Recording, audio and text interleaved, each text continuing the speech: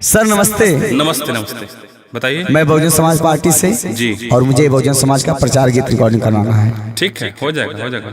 चलिए अंदर गाइए। हेलो सर, नमस्ते। नमस्ते नमस्ते। मैं समाजवादी पार्टी से हूँ, मुझे प्रचार गीत रिकॉर्डिंग करवाना है, हो जाएगा? हो जाएगा। हाँ तो सर थोड़ा जल्दी करिए, मुझे प्रचार में जाना है। ठीक है चलिए। मोदी योगी जिंदाबाद, ठीक है बाबू। मोदी योगी जिंदाबाद, जिंदाबाद जिंदाबाद। सर जी मुझे प्रचार गीत गाना है बीजेपी का। हो जाएगा हो जाएगा सर जी एक साथ तो कैसे सबका होगा? हो जाएगा, एक ही साथ सबको हम गवा देंगे। चलिए गाइए।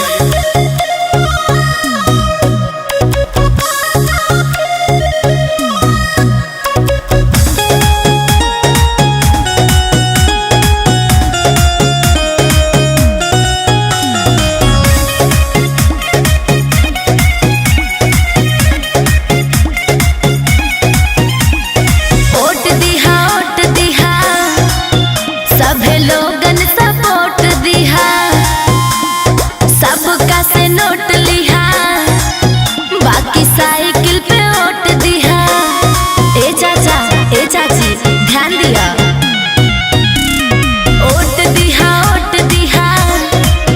सभे लोगन सपोर्ट दिया, सबका से नोट लिया, बाकी साइकिल पे ओट दिया।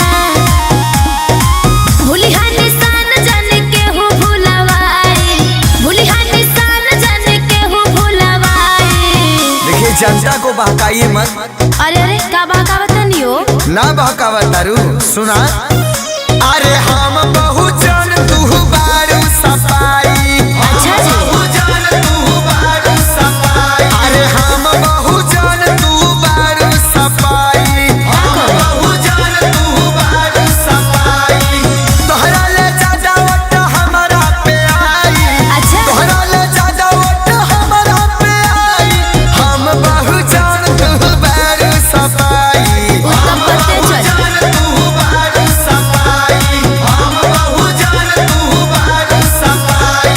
सर हमको भी गवाइए, प्रचार में निकलना है। ठीक है चलिए, आप भी गा लीजिए। चलिए तो गाएं।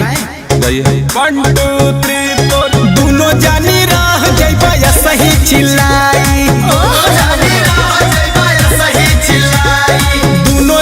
राह जइबा या सही चिल्लाई। कमल पर वोट खाली फर्जी छपाई। कमल पर वोट खाली फर्जी छपाई। दोनों जानी राह जइबा या सही चिल्लाई। दोनों जानी राह जइबा या सही चिल्लाई। अरे हे देखा कितना प्रशंसा करत हूँ मैं। चोरी ऊपर से सीना जोरी। हाँ तो तबे न जीते न। तौरी का अरे वो गया जमाना, अब जनता समझदार हो गई है, जागरूक हो गई है। और जनता खातिर कुछ मोदी चाचा कहने तो कहाँ अखिलेश जी कर दिए हैं? अरे काहे नहीं किए हैं? का किए हैं? सुनिए बोलिए। नौकरी मिलेला अखिलेश जी के शासन में। भैया जी के शासन में, भैया जी के शासन में। बहिन जीरा खेली सबके अनुशासन में। हाँ, ये तो बात सच है। हाँ तो बहुजन समाज गलत ना है। नौकरी मिलेला अखिलेश जी के शासन में। बहिन जीरा खेली सबका अनुशासन में। यूपी में देना एम्बुलेंस बढ़ाई, यूपी में देना एम्बुलेंस बढ़ाई। हम बहुजन तू बारू सफाई। हम बहुजन तू बारू सफाई। अरे हम बहुजन तू बारू सफाई। हम बहुजन तू बारू सफाई। अरे आप लोग खाली जनता के ही बारे में सोचते हैं, कभी भगवान के बारे में सोचे हैं आप लोग? भगवान के बारे में सोचत हूँ मैं। जे संसार का मालिक, उनके बारे में हम का सोचे? वो दुनिया के बारे में सोचे न। हम लोग तो गरीब दुखियन के बारे में सोचल जाइए। अरे सुनिए तो पहले। सुनावा। मोदी जी करे मंदिर के निर्माण हो। मंदिर निर्माण करे, मंदिर निर्माण। योगी बाबा बनले गौशाला में साड़ हो। बांध देले साड़ गौशाला। दो काम कैले हम, एकरे बाद बताओ। मोदी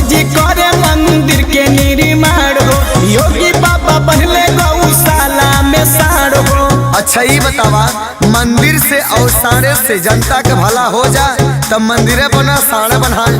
आप लोग बात नहीं समझते हैं। खूब समझते हैं, सुनिए।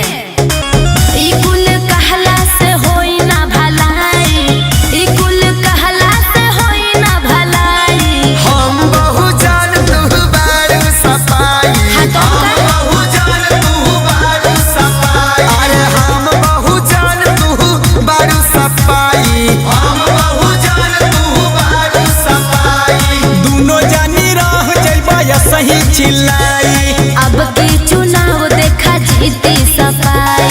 ईवीएम से वोट पूरा कमल पे जाई। हाथी के भैया सभे बटन दबाई, कमन हो दबाई बटन कमले पे जाई।